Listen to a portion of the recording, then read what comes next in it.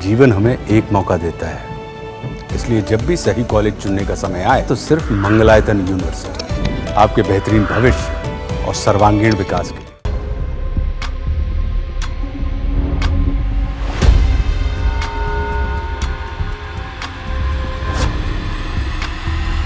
तो बड़ी खबर, जस्टिस यशवंत वर्मा को लेकर, जिनके ट्रांसफर को लेकर अब पॉलिटिकल रिएक्शंस आने शुरू हो गए हैं। जिन लोगों को नहीं पता उनको बता दें कि सरकार की तरफ से अधिसूचना जारी कर दी गई है कि जस्टिस यशवंत वर्मा का ट्रांसफर जो है इलाहाबाद हाई कोर्ट किया जाएगा। और ये अधिसूचना ऐसे दौर में जारी की गई जब लगातार से इलाहाबाद के जो वकील हैं उनकी तरफ से विरोध दर्ज कराया जा रहा था। हालांकि सुप्रीम कोर्ट की तरफ से पहले ये साफ कर दिया गया है कि जस्टिस वर्मा का जो ट्रांसफ़र है उसका उनके घर पर मिले जले हुए कैश से कोई भी संबंध नहीं है। लेकिन जहाँ तक बात पॉलिटिकल रिएक्शंस की है तो इसमें पूर्णिया से सांसद हैं पप्पू यादव, उनका रिएक्शन सामने आया है। उनके रिएक्शंस में कई सारी चौंकाने वाली बातें हैं।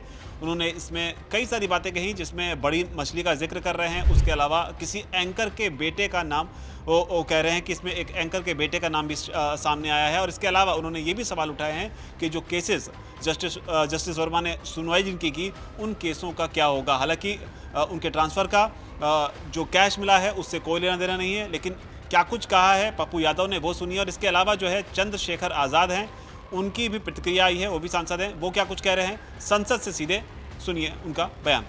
पूरा दुनिया साम्राज्य ऊपर ना नीचे कोई न्यायालय पर है नहीं। अब न्यायालय को ही सब कुछ देखना है, न्यायालय को ही तय करना है।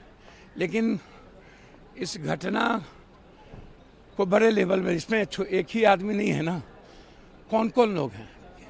बहुत बड़े लोगों का नाम आया है, बड़े एंकर चैनल के होते थे उसके बेटे का नाम है, कोई लॉयर का नाम है, बड़ी बड़ी मछलियों का नाम है। और आप ट्रांसफ़र किए कितने केसेस, अभी तक इन्होंने जितने केसेस में जजमेंट दिए उन लोगों को लाइए, उन लोगों को भी पकड़िए। उस जजमेंट में कौन कौन लॉयर थे उसको भी पकड़िए। और क्या सारे जजमेंट इनके प्रभावित हैं और बदले जाएंगे? जितने जजमेंट में क्या कैंसिल होगा? और क्या एक ही वर्मा है कि और भी वर्मा है इस देश में? सिर्फ सुप्रीम कोर्ट ने नहीं किया, गवर्नमेंट ने भी उसको मंजूरी दे दी। आप ये समझिए, आपने इंग्लिश में जुडिशरी कहा, मैं इसको हिंदी में कहता हूं न्यायपालिका।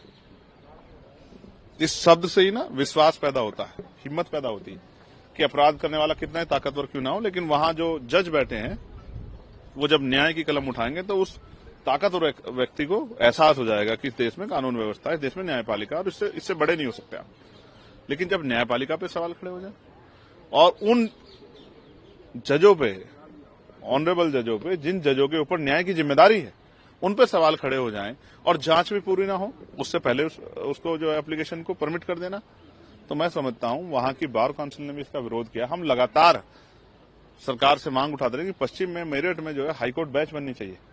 तो जन भावनाओं का सम्मान न करके, जन भावनाओं के खिलाफ जाके जब सरकारें फैसले लेती हैं तो उसका नुकसान जो है अंतिम व्यक्ति को उठाना पड़ता है। सरकार को कोई फर्क नहीं पड़ेगा, लेकिन हाशिए पे जो लोग हैं जो उस कोर्ट से उम्मीद करेंगे कि हमें न्याय मिले, उनके मन में सवाल पैदा होगा कि इन जज के जरिए शायद हमें न्याय न मिले। तो न्यायपालिका की स्वतंत्रता को कुचलने का काम जो है, जो इस बार किया गया, मैं इससे असहमत हूं और हम अपना विरोध दर्ज करते हैं।